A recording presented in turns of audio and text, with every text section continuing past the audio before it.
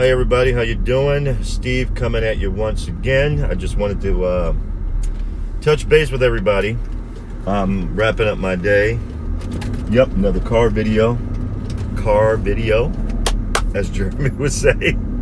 I just wanted to touch base with you guys regarding something I saw today. I watched the president's speech about the shootings in Dayton and El Paso, and I gotta say, not a fan of what he had to say. He's fallen for the whole victimization culture, and I'm not a fan of that at all. He talked about mental health issues and being better prepared to identify people with mental health issues. He talked about that in regards to something called red alert laws, which will allow law enforcement to monitor people who have mental health issues or have been deemed to have mental health issues in the past, and if need be, go into their homes and take weapons that they may have at that time. Now, I know on the surface that sounds good, but here's the problem. Who deems who's unfit or mentally ill? Or I can see that getting ugly fast. I can definitely see that being misused in a big way. So no, I'm not a fan. I'm not a fan of that at all. And then he talked about the culture of violence, which I do agree with.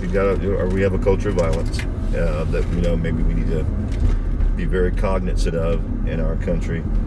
But then he went into the whole idea of grotesquely violent video games and that sort of thing. Here's the thing, and here's what I think. I'm not a gamer.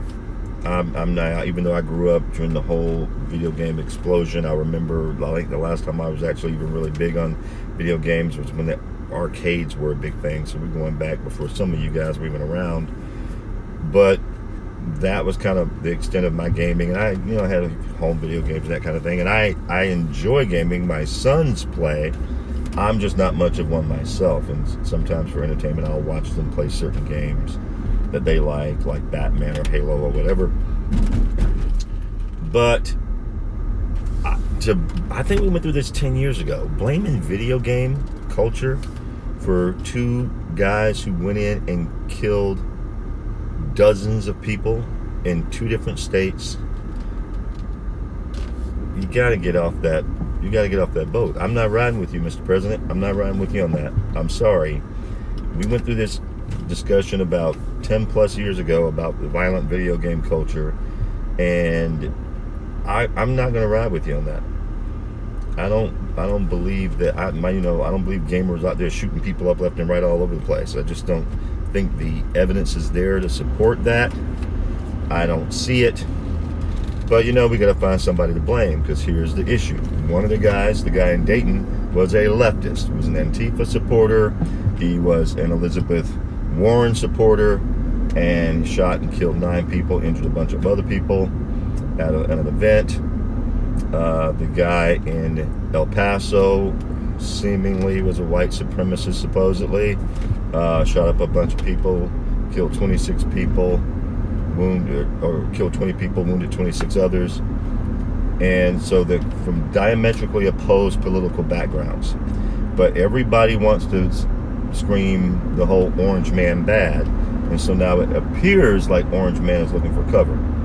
And again, I'm not down for any of that. I think we need to blame the people who deserve to be blamed.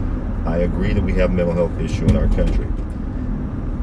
And they're going to be crazies. It's just how it is. There's crazy people everywhere. But here's the distinction I want to make. There's a difference between crazy and evil. And I think too often we label people who are evil as crazy.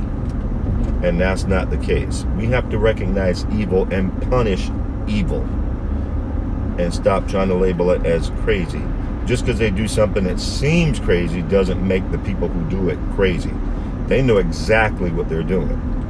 And so we got to get off of that boat. We got to start punishing people. Like, I'm a big proponent of the death penalty. I think The guy who shot up El Paso, the other guy, thankfully in Dayton, is dead. But the guy who shot up El Paso needs to go to the chair. And the one thing the president said I agree with, when people do stuff like this, they need to get the light bulb turned off quickly. We don't need to be waiting years and years and years for them to go through multiple appeals. They did it. It's obvious they did it. They took a life. We need to take theirs. That's just my belief, because I'm down for that. I'm not trying to have evil sit in jail and have me pay for it for the next 20 years while it runs through a bunch of stupid ass appeals. I'm not into any of that. We know who did it. It's obvious they did it. Let's get this thing going. But recognize the evil that these people are doing. And I want to wrap this up, guys, by saying legislation is not going, especially the kind of legislation the president was talking about, is not going to fix this issue.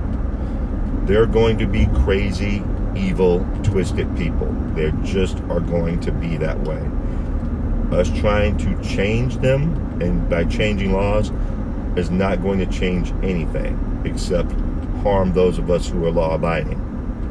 That's my belief. And as far as the victims in Dayton and the families of the victims in Dayton and El Paso, God bless these families. God give them comfort and peace and help them through these issues. It is a terrible thing to wake up and your family member is going out to do something that day, just a normal everyday activity, and by the time the night rolls around, they're gone because some sick, twisted, evil person, and in this case, evil people, took them from you.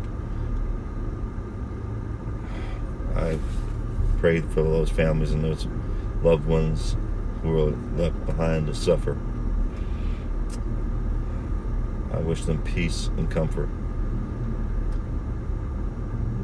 And I pray for our nation, because we're heading down a dangerous path that when something happens, we get wrapped up in the emotion of it. We get all wrapped up in our fifis and do something stupid rather than doing what's right. Let's focus on doing the right thing, not the expedient thing that makes everybody feel good. And with that, guys, I hope you like this channel. I hope you'll subscribe. I love to stay in contact with you guys. I'm enjoying doing this. Thank you for your time. God bless you. God bless those families. God bless America. Take care.